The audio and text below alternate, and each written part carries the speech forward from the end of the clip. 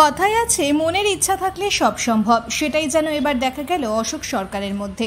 গোলাপকে ভালোবেসে কার্যত বাগান বানিয়ে ফেলেছেন তিনি। ব্যবসার উদ্দেশ্যে নয়, শখের বশেই তৈরি করে ফেলেছেন এক সুন্দর গোলাপ বাগান।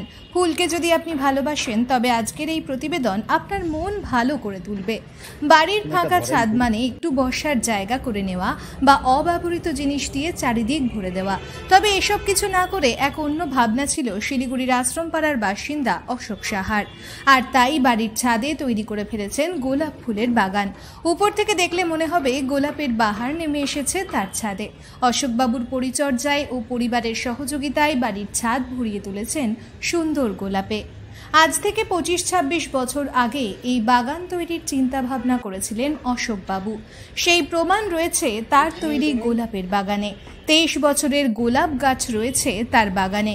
80 রকমের গোলাপ রয়েছে তার এই বাগানে এবং 100টিরও বেশি গাছের পরিচর্যা করেন তিনি।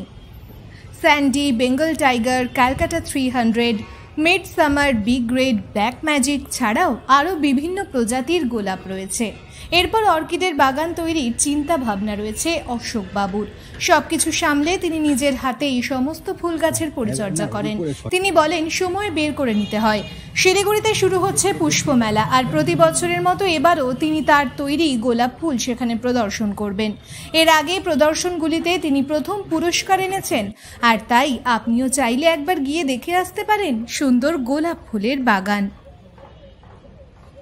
এটা আমার বহু বছরের শখ, প্রায় বলতে পারো যে ছোটবেলার থেকেই শখ আমার।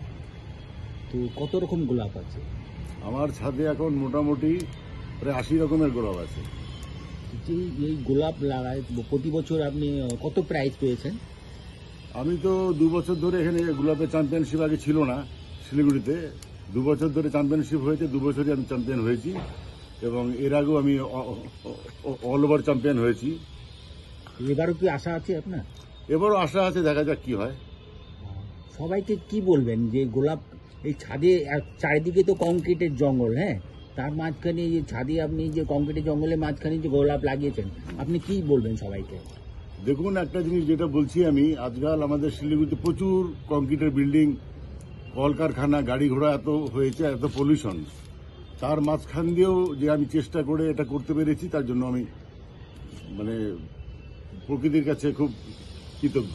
সবাইকে কি উপদেশ দেবেন? আমি চাই এখন প্রত্যেকের বাড়িতে কিছু হলেও জায়গা আছে, যদি মনে সদিচ্ছা থাকে 2টা হলেও সে গাছ লাগাতে পারে, কিন্তু সবাই লাগাক, তাতে খুব ভালো হবে জিনিসটা। পরিবেশ দূষণ থেকে মুক্তি হবে। দাদা, আপনি পেশায় কি করেন? আমি কন্ট্রাক্টরই করি। তার পাশাপাশি এই যে একটা ছাদ বাগানই বলাই যায়, সময় পান? সময় বের করে নিতে হয়, মনের যদি ইচ্ছা থাকে ওটাকে সময় বের করে নিতে হবে। এটা কি শখের বসে আপনার তৈরি? শখে, টোটালটাই শখে। হঠাৎ এই গোলাপ বাগানে একটা চিন্তাধারা কি করে আসলো? ছোটবেলার থেকে আমি ফুল ভালোবাসি। আগে আমি সব রকম ফুলই করতাম, অল ওভার চ্যাম্পিয়নও হয়েছি শিলিগুড়ি থেকে, এবং পরবর্তীকালে আমি সবকিছু মোটামুটি ওগুলো বাদ দিয়ে এখন গোলাপটার উপরে বেশি নজর আমার। তো প্রায় গোলাপটাকে খুব ভালোবাসি। কত ধরনের গোলাপ রয়েছে? তো গোলাপ আমার এখানে 80 রকমের গোলাপ আছে, প্রায় গাছ আছে 100-র উপরে গাছ আছে। আচ্ছা, এই যে চারাগুলো, এগুলো তাও কোথা থেকে আনেন? লোকাল? এগুলো তো কলকাতার থেকে পাওয়া যায়। আজকাল বিদেশি প্রচুর গাছ এখানে আছে আমার কাছে এই মুহূর্তে, সেগুলো আমরা অনলাইনে সব নিয়ে আসি আমরা।